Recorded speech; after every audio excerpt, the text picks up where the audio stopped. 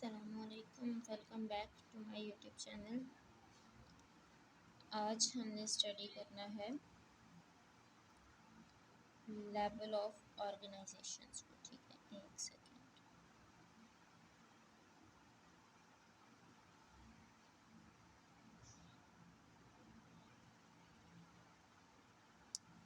ये रहा level of organisations.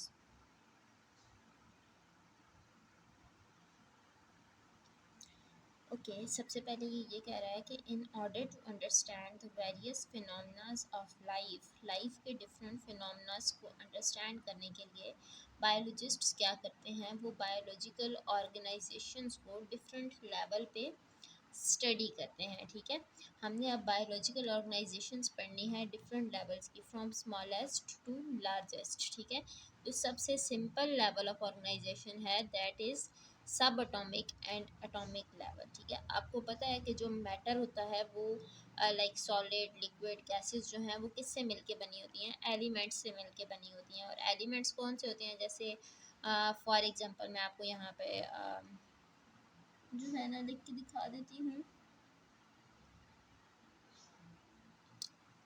कि एलिमेंट्स जो है ना वो क्या होते हैं। ठीक है, ये जैसे कार्बन प्लस कार्बन है, आई थिंक सो आपको नज़र आ रहा है।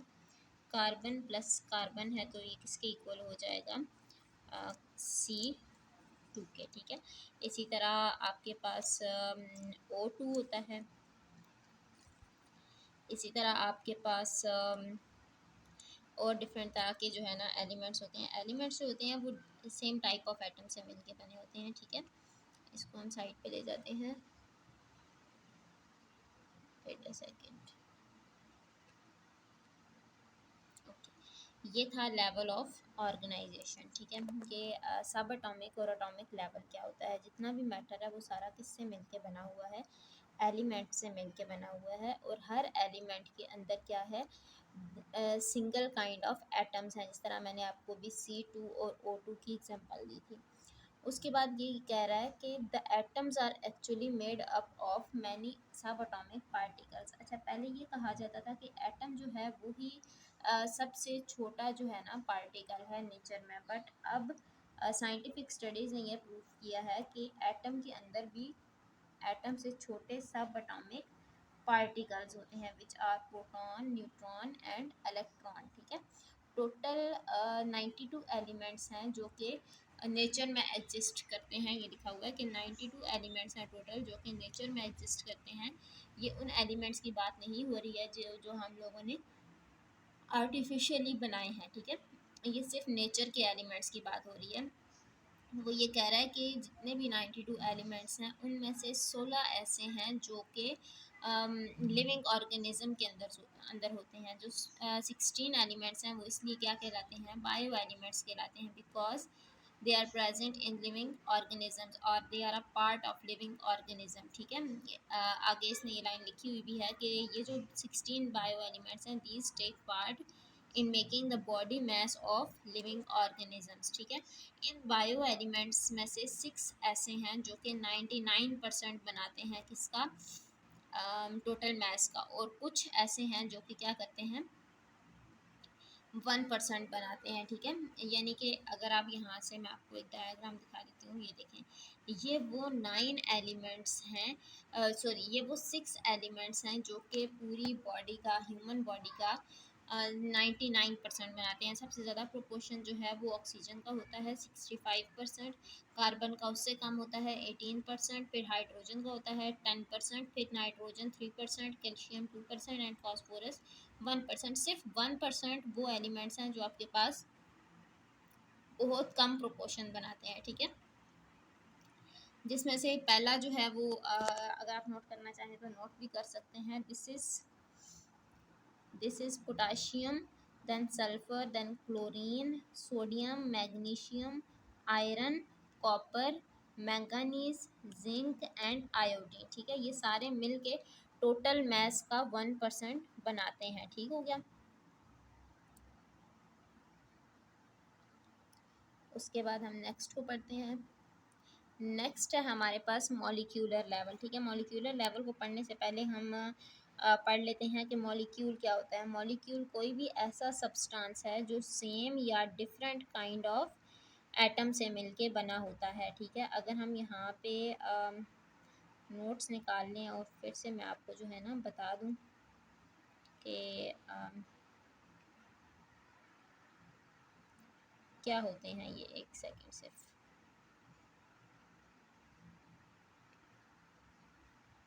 साइड पे से मूव करवाते हैं। मॉलिक्यूल, मैंने अभी आपको बताया है कि molecule is the substance. Molecule मैं यहाँ पे लिख भी देती हूँ, मॉलिक्यूल इज़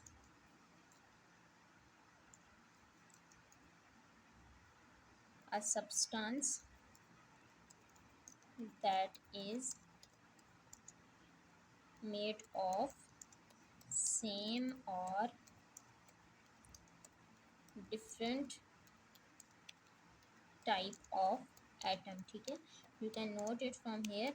और अगर हम एग्जांपल की बात करें तो हमारे पास क्या एग्जांपल होगी मॉलिक्यूल की, जैसे कार्बन डाइऑक्साइड है, जिस तरह से H2 O है, वाटर। उसके अलावा ये भी मॉलिक्यूल, अच्छा वाटर जो है वो एज अ मॉलिक्यूल भी काम करता है और एज अ कंपाउंड भी काम करता है, ठीक है। तो ये एग्जांपल्स हैं आपके पास मॉलिक्यूल्स के, ठीक है। उसके बाद ये कह रहा है कि बायो एलिमेंट्स जो हैं वो आइसोलेटेड फॉर्म में एग्जिस्ट नहीं करते, यानी कि अकेले नहीं होते हैं बायो एलिमेंट्स, बल्कि क्या होता है, बायो एलिमेंट्स हमेशा ग्रुप की फॉर्म में रहते हैं। जैसे आप कहीं भी ये चीज़ नहीं देखेंगे कि यहाँ पे जो है फॉर एग्जांपल कार्बन सिर्फ अकेला हो, या हाइड्रोजन जो है वो सिर्फ अकेला हो, या फिर ऑक्सीजन जो है ना वो सिर्फ अकेला हो, बल्कि क्या होता है, ये सारे एलिमेंट्स किस तरह एग्जिस्ट करते हैं, आइसोलेटेड फॉर्म में नहीं होते, बल्कि ये बॉन्ड बना के जो है ना वो रहते हैं, ठीक है। अच्छा, सबसे पहले तो इसने ये बताया है जो स्टेबल पार्टिकल बनता है इनके बॉन्ड बनाने की वजह से, जैसे आपको CO2 नज़र आ रहा है स्टिकी नोट्स में लिखा हुआ, तो ये जो CO2 है ये क्या है, CO2 आपके पास एक कार्बन और दो ऑक्सीजन के एटम से मिलके बना हुआ है और एक स्टेबल मॉलिक्यूल है, ठीक है। इसी तरह H2O है, दो हाइड्रोजन और एक ऑक्सीजन को मिला के क्या इसने बनाया हुआ है, वाटर का मॉलिक्यूल बनाया हुआ है, ठीक है। तो बेसिकली मॉलिक्यूल्स क्या हैं कि बायो एलिमेंट्स जो हैं, जो इससे पहले आपने पढ़े हैं, वो आइसोलेटेड फॉर्म में एग्जिस्ट नहीं करते, बल्कि दूसरे एटम्स या अपने जैसे एक और एटम के साथ मिलके बॉन्डिंग बना देते हैं और सब स्टेबल स्ट्रक्चर्स बनाते हैं, जिनको आप क्या कहते होते हैं, मॉलिक्यूल्स कहते होते हैं, ठीक है। एक मॉलिक्यूल की डेफिनेशन मैंने आपको लिख के दिखाई थी और दूसरी यहाँ पे लिखी हुई है 3 लाइनों की। अगर आप वो करना चाहें तो वो कर लें, और ये वाली करना चाह रहे हैं तो ये वाली कर लें, ठीक है। उसके बाद है कि एक ऑर्गेनिज्म किस तरह से फॉर्म होता है। अगर हम बात करें एक ऑर्गेनिज्म की मॉलिक्यूलर लेवल के अकॉर्डिंग, तो एक ऑर्गेनिज्म के अंदर इनॉर्मियस नंबर ऑफ बायोमॉलिक्यूल्स होते हैं, 100 ऑफ डिफरेंट टाइप्स के, ठीक है। ये जो मॉलिक्यूल्स हैं ये बिल्डिंग मटेरियल हैं, और इनको बहुत ज़्यादा वैरायटी से क्या किया गया होता है, कंस्ट्रक्ट किया गया होता है, बनाया गया होता है, ठीक है। कुछ मॉलिक्यूल्स ऐसे होते हैं जो कि बड़े होते हैं, जिनका मॉलिक्यूलर वेट ज़्यादा होता है, उनको हम कहते हैं मैक्रो मॉलिक्यूल्स। और कुछ मॉलिक्यूल्स ऐसे होते हैं जिनका मॉलिक्यूलर वेट कम होता है, जिनको हम कहते हैं मॉलिक्यूलर माइक्रो मॉलिक्यूल्स, ठीक है। माइक्रो मॉलिक्यूल्स में हमारे पास इसने एग्जांपल दी है H2O की, ग्लूकोज की, जो कि जिसका फार्मूला होता है C6H12O6, ठीक है। और मैक्रो मॉलिक्यूल्स में इसने हमें एग्जांपल दी है सेलुलोज, प्रोटीन्स, लिपिड्स वगैरह की, ठीक है। ये एग्जांपल इसलिए इसने दी है क्योंकि क्या होता है कि स्टार्च और प्रोटीन्स वगैरह जो हैं ये 100 ऑफ कार्बन और 100 ऑफ एटम से मिलके बने होते हैं, इसलिए इनका मॉलिक्यूलर वेट ज़्यादा होता है और ये मैक्रो मॉलिक्यूल्स में आ जाते हैं, ठीक है। नेक्स्ट है हमारे पास ऑर्गेनेलीज एंड सेल लेवल, ठीक हो गया। ऑर्गेनेलीज और सेल लेवल क्या है, अब जितने भी बायोमोलिक्यूल्स हैं वो एक दूसरे के साथ असेंबल हो जाते हैं और मिल के एक स्ट्रक्चर बना देते हैं, जिसका क्या नाम है, ऑर्गेनेली होता है वो, ठीक है। जैसे फॉर एग्जांपल माइटोकॉन्ड्रिया है,